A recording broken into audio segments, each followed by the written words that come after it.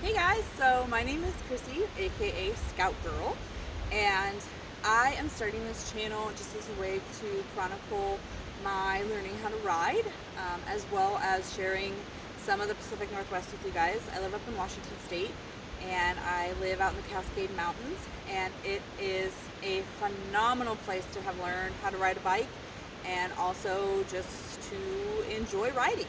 So that's what this channel is about. I'm not here to give you tips on how to ride. There are plenty of channels for that and plenty of people that are way more qualified to teach you than me. I just started my riding journey at the beginning of this summer, so I am in no way qualified to tell you how to ride. You may get little tips and tidbits of things that I mess up during ride videos. If I mention like, oh, I was in the wrong gear or things of that nature. But I'm not an instructor. I'm not a professional. I'm just a crazy gal who bought an Indian Scout for her first bike this year. I got into riding because my boyfriend came home at the beginning of summer with a 2017 Road Glide. And I, in high school, was in the Goldwing Touring Association.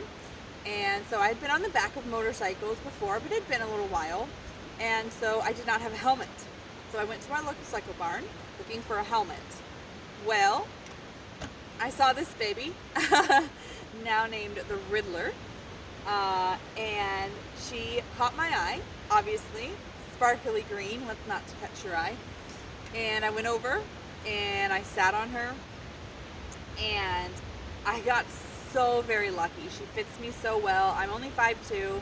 I'm a heavier gal, and this bike is 550 pounds, wet, if you will, full, and it is an 1133cc engine.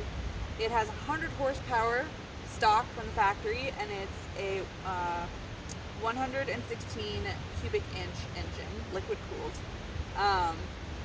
So I sat on it, and I honestly had that like soulmate, like we were inside, but like sun coming through the trees, birds singing. It sounds really silly, but we just clicked.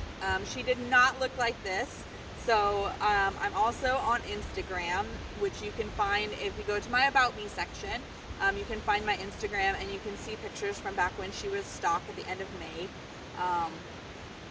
So I saw her, I sat on her, I was in love, but I said, nope, we're here for a helmet so I can ride on your bike. That's not what we're doing. So I walked away, and my boyfriend said, babe, why don't you just turn in the application? Like, you know, you guys looked really good together, and, you know, I think it would be a good bike for you. So I did, at the end of the day on Saturday, and Cycle Barn is closed on Sunday and Monday. So I waited for 2 days telling myself this is not going to happen. Your credit's still not that great from your marriage, your previous marriage. They're not gonna work with you. It's not going to happen. Tuesday morning rolls around as soon as they open, and I see that they checked my credit. And a couple hours later, I get a phone call. When do you want to come sign paperwork for your new bike? And that was one of the best days of my life, because an Indian bike has been, I didn't necessarily have a model in mind. Like, I won't say like an Indian Scout specifically was my dream bike, but an Indian bike specifically was. And yeah, I went and I signed paperwork, and then the next day my boyfriend had to come drive it home for me because I had no idea how to even operate it. Didn't have my endorsement. I didn't even really have much of a concept of like a manual transmission. I had kind of learned like in my early 20s, but it wasn't something I'd used for a long time, and back then it was kind of frustrating to me, so I went back to my automatics. So that was a challenge. I signed up for the class. So here in Washington State now, you have to get a written permit and a skills permit. Then you have to go back and do an endorsement written and an endorsement skills. So there's 4 tests that you have to pass. Now, you don't have to take the class. You do have to pass the test.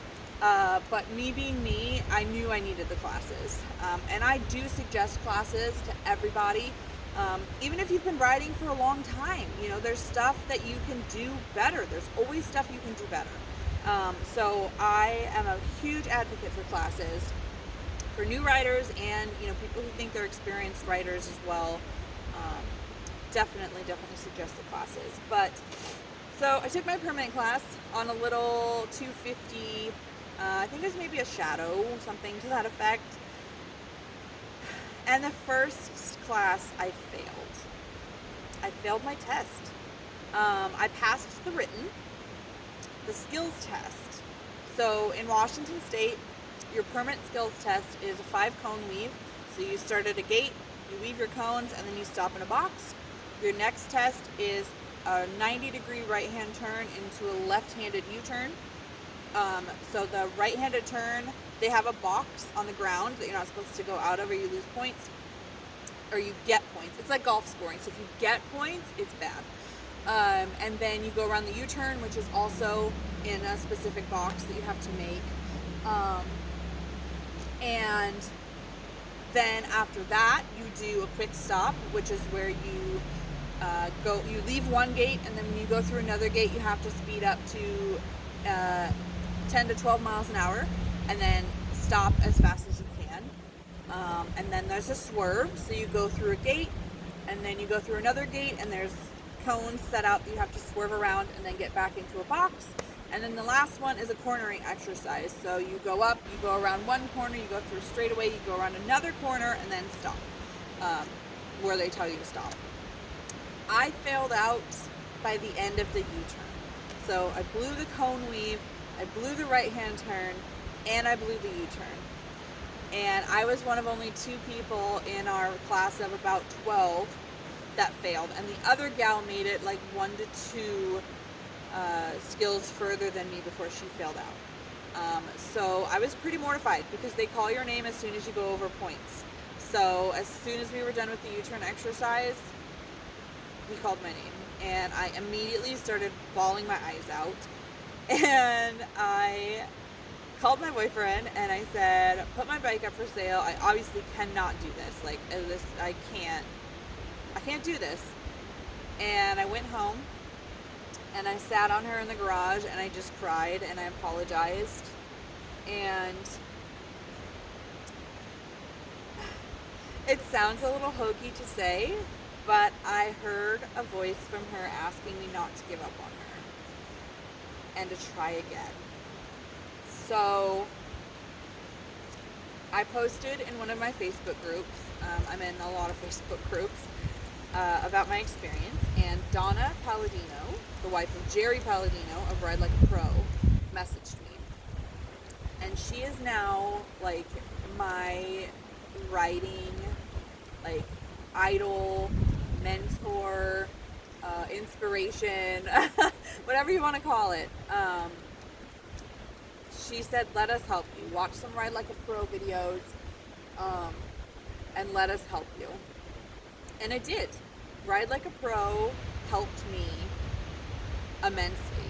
And what also helped me was watching Donna's videos specifically, because in Donna's videos, she is a teeny little thing riding these big old Harleys, whipping them around like they're nothing, showing up to boys. So when I failed my test, I told myself, I want to watch videos of girls smaller than me riding bikes bigger than mine and doing well at it. And so that's what I did. And that changed my riding life. Because at that point I knew it was me. I knew that I could train enough to ride this bike. And that my bike, I say this all the time when I make posts about our rides together, my bike knows its job. It's me that needs to learn my job. So that's what I did. I bought some cones, I practiced for a month, I went back and I took my test on my bike, which I had been practicing on for a month, and I aced my retail. And took a month off to just ride and have fun. And after that, I took my endorsement test. So I took the endorsement class again. And I did that on their bike. And the endorsement here in Washington State is a quick stop, but at like 15, it's like 15 to 20, I think. And then there's another cornering exercise. So you go up, you go around a corner, it's a figure eight. So you do a corner, and come back. And 22.5 is a fail. So that or above is a fail. I did it in 22.4. So it was very, very close. But I still got my endorsement. So I am now fully endorsed in the state of Washington to ride a motorcycle. And I've got probably 2,500-ish miles under my belt now since June. Well, really, probably since July, because in June I was really just riding down to the school and back and doing this loop, which is about 20 miles. And then sometimes I do 40 miles. But I started small. I started with 20-mile rides, I started with 40-mile rides, and then recently I've been doing 200-mile rides solo without Aaron. So it's crazy to watch some of my old videos where, you know, I was really scared to put my feet up and I was really scared to go faster and things like that. And now, yeah, I'm just, you know, I want to go to Deception Pass. It's 200 miles away, and okay, I'm going.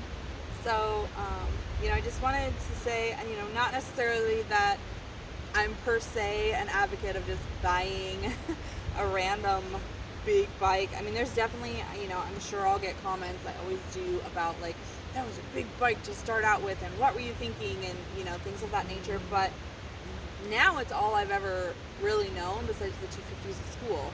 So, you know, things that most people are like, oh, like my people a lot of times say that my clutch is kind of hard. Well, that's my experience. But I'm not an advocate of just buy a small throwaway bike to learn on and get what you want later.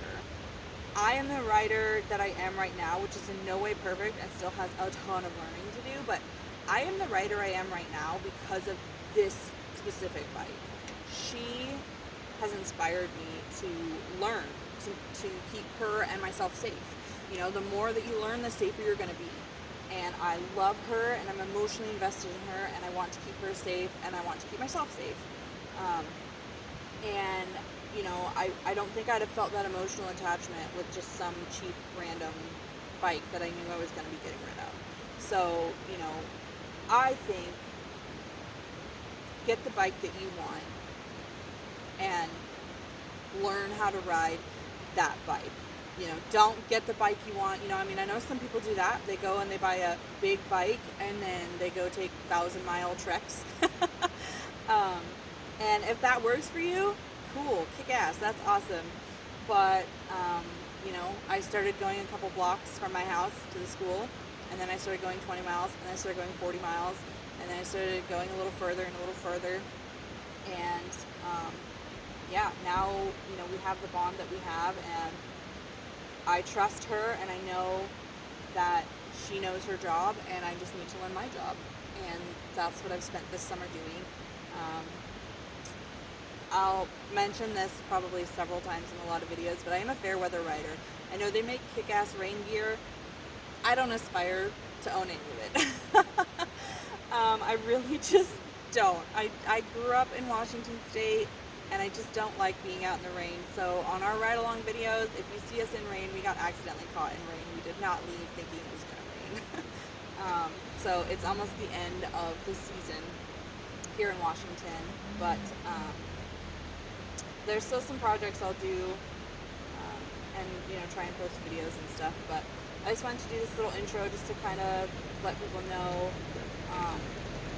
why I got into riding and how I got into riding. So definitely like and subscribe, and if you hit the bell button, you'll be notified whenever I post new videos.